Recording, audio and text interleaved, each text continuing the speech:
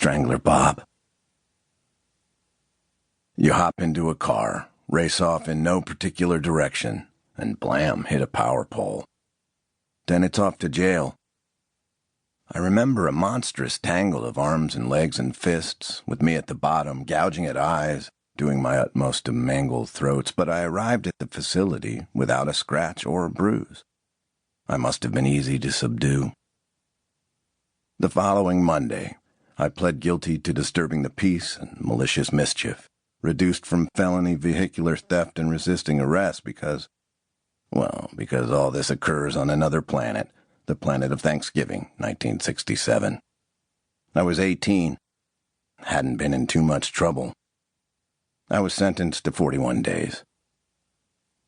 This was a county lockup with its ground level devoted to the intake area and the offices and so on, and above that 2 levels for inmates.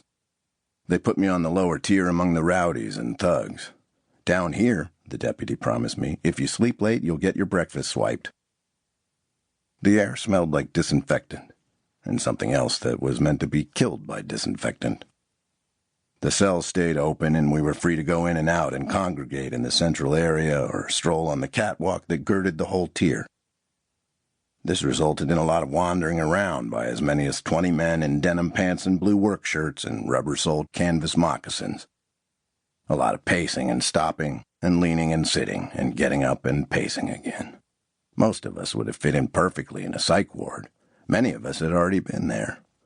I certainly had. My cellmate was an older guy, late 40s, with a bald head and a bowling ball paunch, awaiting final disposition and sentencing. When I asked him sentencing for what, he told me, something juicy.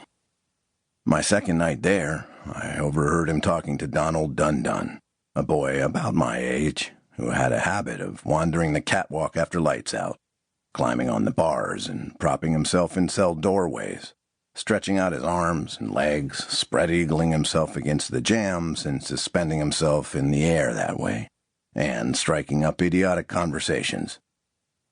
My attorney already made the deal, I heard my cellmate tell Dundun. I'm waiting for a date to go to court and plead out to 25 years. I'll get released the day I start drawing my Social Security. If you don't mind me asking, Dundun said, what are you down for? A misunderstanding with the wife. Ho, ho. Maybe you can talk to mine. Dundun danced away ape-like and left us alone. He'd been caught leaving a 3rd-story apartment by the window. He wanted to stay in shape for future high-elevation work. The sounds of the cell block faded. The last stray remarks, the thumping and coughing, and the bunkmate below me said, You're the one they call Dink, right? I have another name, I said. I lay in the top bunk, talking to the metal wall inches from my lips.